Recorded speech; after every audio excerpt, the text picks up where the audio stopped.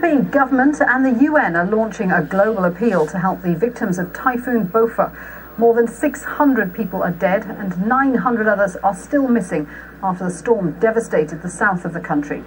Millions have been left homeless and are in desperate need of help. Margaret Ortigas reports from Manila. Letting nothing get in their way. They're ill-equipped and undermanned, but search and rescue operations in the southern Philippines continue as best they can almost a week after Typhoon Bhopa devastated the area. Typhoons are not common in this part of the country, and evacuation sites are crowded as millions have been affected. Many are now depending on aid to survive.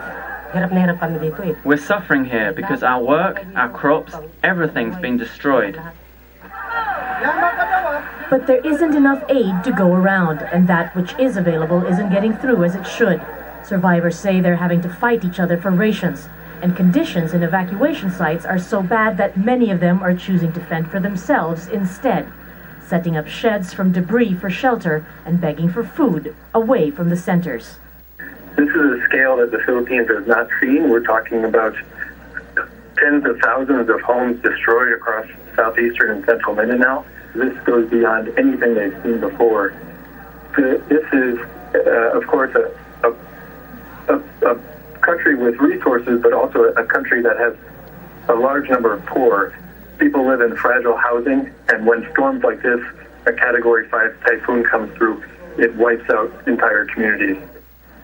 President Benigno Aquino has declared a state of national calamity, which means that a price freeze has been put on basic commodities and emergency funds can be released for relief and rehabilitation efforts.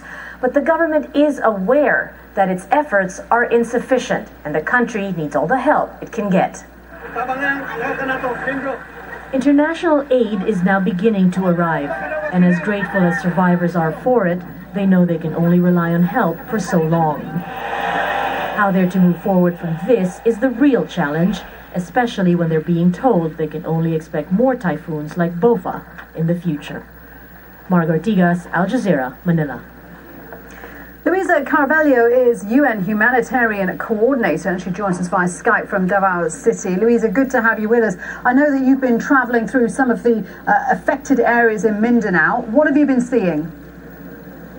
Well, we have been seeing basically the three regions that have been mostly affected by the typhoon. And this morning we have been visited the three towns that received the typhoon themselves, which is Bagyong, Maganga, and Boston. So the three towns are in very, very, very bad conditions. The destruction is total, not only the houses, but we are talking about the destruction of the cash crops, destruction of crops of subsistence, such as banana, coconut, and cacao, and the houses, and everything. Everything is actually is in the ground. It's amazing. It's as if it was a tsunami that hit the country, hit the town, and carry on within the country, carry on just the same devastations. It's just crossing Mindanao until it hit again three other islands, but not as bad as it was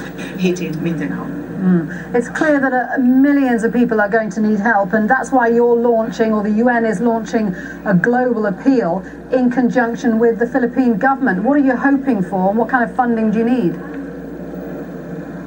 Well, this has been a very generous year so far. We haven't heard of many disasters around the world, so we are very, we have very high. Our expectations are very high that the donor community, which are development partners actually, because they are there usually and supporting, and they're really committed.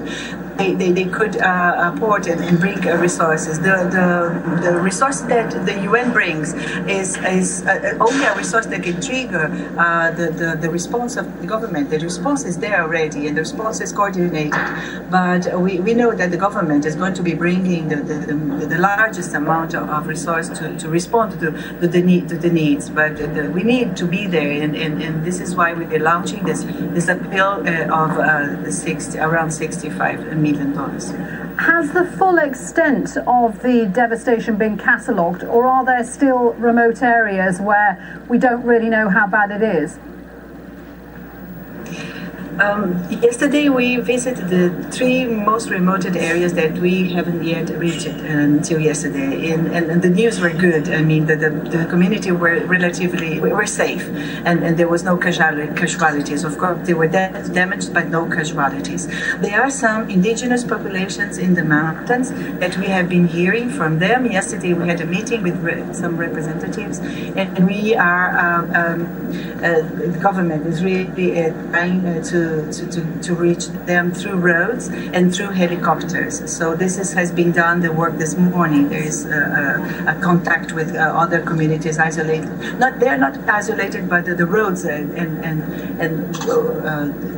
ways of getting them have been damaged. So there have been contact. But three of them that we reached this yesterday the news are very good. They're okay.